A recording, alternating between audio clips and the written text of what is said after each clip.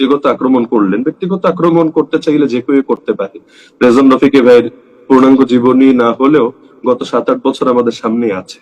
তিনি কখনকার পক্ষ নিয়েছেন, আবার দুদিন পর তাকে লাথি মেরেছেন, তার উস্তাদের পক্ষ কখন নিয়েছেন, আবার দুদিন পর উস্তাদকে ক্রিটিসাইজ করেছেন, সব আছে। কিন্তু ব্যক্তিগত আক্রমণে আমি বিশ্বাসী না, এজন্য আমি সেই প্রসঙ্গগুলো সম্পূর্ণ স্কিপ করব। তিনি একটা গালিও দিয়ে বসলেন, যাই হোক, তিনি যদি মনে করেন আমাকে গালি দিয়ে তার কয়েকটা নেকি হবে, আমার সমস্যা নেই। কিন্তু যে পয়েন্টটা তারপর তিনি বললেন যে গণতন্ত্রকে হালাল মনে করলে ইমানই তো থাকবে না, তো ইমান যেহেতু থাকবে না, আমার ইমান আছে কি না, আমার স্ত্রী হালাল আছে কি না। যাক, মাশাআল্লাহ, তিনি আমাকে নিয়ে বেশ চিন্তিত এবং তিনি আমাকে হয়তো কালেমা পড়ানোর জন্য মানসিক ভাবে রেডি আছেন, এজন্য তাকে আন্তরিক ধন্যবাদ। এই যুগে এমন উপকারী বা কয়জনে করে। তো আমার ইমান আছে কি না এটার ব্যাপারে আমি তো বললামই যে যেই কারণটা তিনি দেখালেন তার ব্যাখ্যা তো আমি স্পষ্ট ভাবে দিলাম। তারপরও যদি মনে হয় তার কাছে যে না, আমি আর মুসলমান নেই, আমি কাফের হয়ে গিয়েছি, স্পষ্টভাবে ফতোয়া দিতে দ্বিধা নেই। অতীতে এমন বহুত হয়েছে। ইমাম বুখারী রাহমাতুল্লাহ আলাইহিকে তার জামানায় ফতোয়া দিয়ে দেশ থেকে বের করে দেওয়া হয়েছে।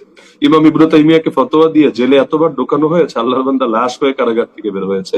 তো ফতোয়া তো রাজনৈতিক টুলস হিসাবে বহুত সময় ব্যবহার হয়। সম্প্রতি আমাদের সিলেটের এক মুফতি সাহেব ফতোয়া দিয়েছেন জামাত ইসলামী সহ সমস্ত এই জোটের দলগুলোকে ভোট দেওয়া হারাম, চরমনাই জোট থেকে বের হলেও তাদেরকেও দেওয়া হারাম, শুধু তার যে একটা দল আছে যারা বিএনপির সঙ্গে জোটবদ্ধ তাদেরকে দেওয়া হালাল।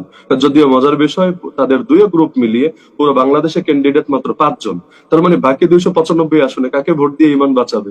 তার মানে বোঝাই যাচ্ছে যে এখানে যারা জাতীয়তাবাদের আকীদায় বিশ্বাসী তাদেরকে ভোট দিলেই এটা হালাল হবে। এমনকি শুনেছি, আল্লাহ ভালো জানেন, সেই মুফতি সাহেবের জামাই যারা লন্ডনে থাকেন, একজন জামাত ইসলামী করেন, একজন খেলাফত মজলিস করেন।